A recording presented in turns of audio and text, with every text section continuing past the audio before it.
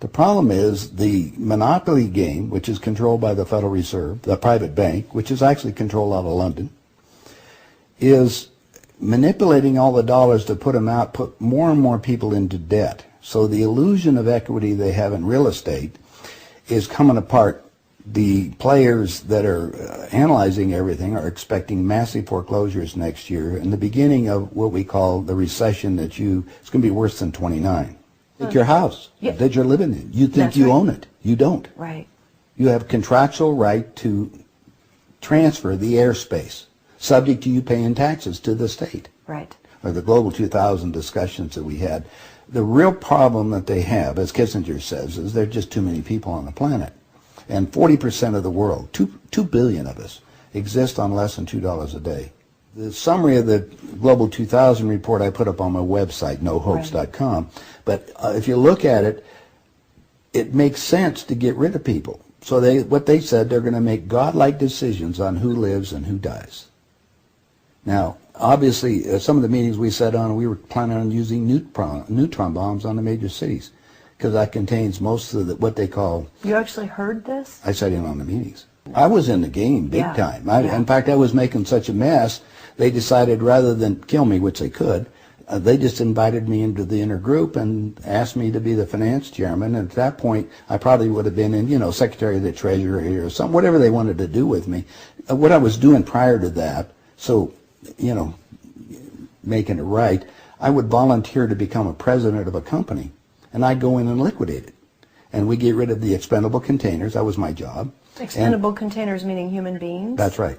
Yeah, it's amazing. That's well, really that was inside vernacular, wasn't it? Yeah. Oh, well, that's what we used at that time. Yeah. I mean, it went from there to useless eaters today, so you're happy with it, you're a human resource. So, right. Which, all you are is part of the commodity, even in the business sense. You look at it, you have a cost. Labor, what is labor? Yeah. Human resource. Right. When you're going to put together some kind of product. Well, the inside of the game, when we started to use neutron bombs, today they figure that biologicals are much cheaper. Mm-hmm. They're still planning on, the plan is to get a war started in the Middle East.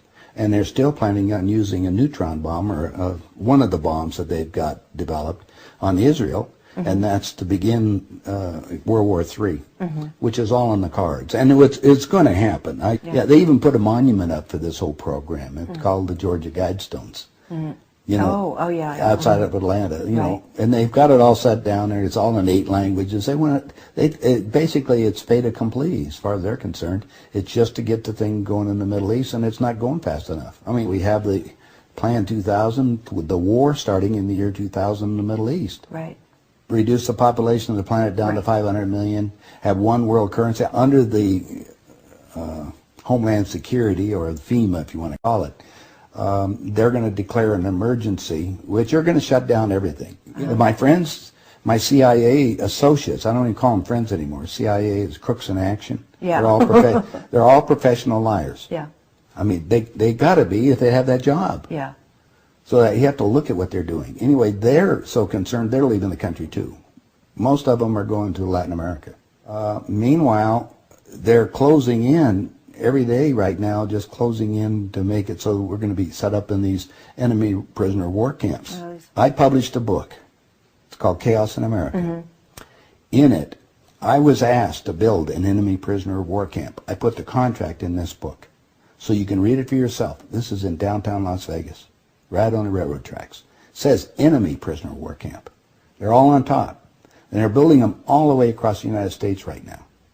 Bush signed an executive order taking the old forts and the army places that we shut down to get those organized to hold the so-called dissidents. Now, what's the definition of a dissident?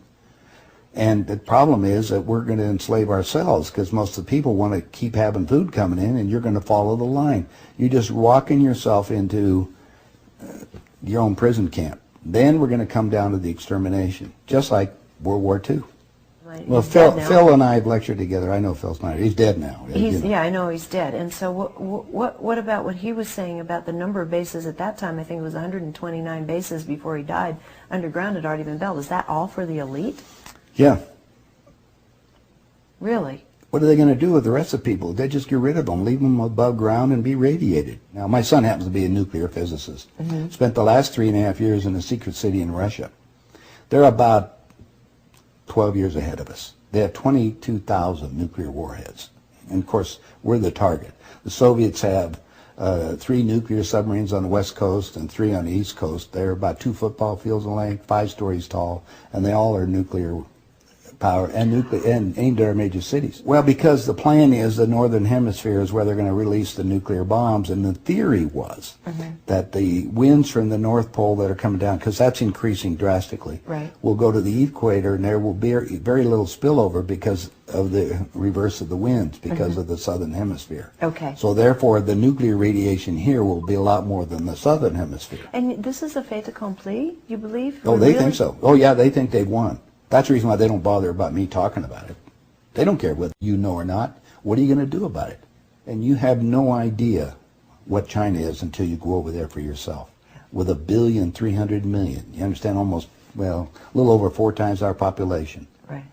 It's, you know, I spent some time over there and I had some government friends. They think what they're going to do is let the West go have its fight. And then they want to clean up. They say it's been 5,000 years. We want to run the world when they get through. And what they're doing? Acquiring all the assets. They figure that Canada and the United States, the property there will, the food growing areas will be enough to take care of their people. And that's what they're looking at. Why are they? I mean, they bought so oil. The U.S. will become a resource. Yeah. Whatever's left of it. Whatever's left of it. Yeah. You seem to be in a unique position to be able to put a fair amount of this together, which is quite interesting. Well, I walk my talk. I played the game. You played the game. You know one level of it. And I know. I used, like I say, I used to play around with the world leaders, so I know what they're planning on doing. What change of heart? What happened in you that made you decide to share this information that happens at the inside levels? Well, it come back to a moral situation that happened to me, I think. When I flew to Aspen. I brought my 2 daughters up there so they could go skiing. And when I was invited to this meeting. When I walked into the room, the world leaders were there. That's when they asked me to be the finance chairman. As they said, we'd like you to be the finance chairman for the next president of the United States. And the first thing I asked is, why me? And they said, well, we owe you a favor. Remember, I told you I volunteered to be president of the companies as I went down. And then you'd liquidate, yeah. I didn't charge them anything for it. It was just a game. I see. And anyway, that's what they said. So I thought you'd be good on the team, yeah. I'd be a team player. I just did it because it was, another one of these things. So next thing I asked them, I said, well, wait a minute. I just started this $100 million project. And they said, don't worry about it. We'll put it on ice. And I said, okay, who with? And I said, well, you can do that. Then I said the next thing was, who is going to be the next president? Now, this is 2 years before he became president. Right. And they said Jimmy Carter. And I said, Jimmy who? And they said, well, he's the Democratic governor of Georgia. And I said, I've been voting Republican. And Paul Volcker said, son, don't worry about it. We control them both. Yeah. And I said, well, I got the next question is, what does a finance chairman do? Yeah. I haven't been doing that. I've been playing all this other stuff. And they said, will you sit down with Ted? And so I sat over with Ted Kennedy. He's sitting right next to me. And Ted and I are, he's just joking. He says, George, you're going to love this job. You're really good with money. We're going to send you out to all the state Democratic functions to raise money for the National Democratic Party. And he said, you're going to meet some real foxy ladies. And just then, my daughter walked in. Ted looked at her and he says, wow, I want to go to bed with that. I says, no, you don't, Ted. That's my daughter, and she's 14. And his response to me was, I don't care. I was livid. I really didn't know what to do. So it was that moment Well, of wait a that minute. personal insult. That was part of it. Yeah. I got up, I walked across the room. Yeah. I then talked to Pierre Trudeau and his wife, who was the Prime Minister of Canada at that time. And I'm sitting in front of them was a little half cigar box full of white powder. And then I'm looking around the rest of the room. I said, my God, something hit me at that point. If the world leaders have to resort to this, I don't think I want to be part of this thing. I mean, even to the position, even to the pollution and getting everything else they're talking about, getting rid of all the other people. I mean, I was raised in a packing house and slaughtering animals, and you get to the point where people are just animals at that level. And then I found out a little bit more about the details of the Plan 2000, of the annihilation of the entire planet. I said, I got to stop these people. There's something there. I mean, it's just, they got to be stopped.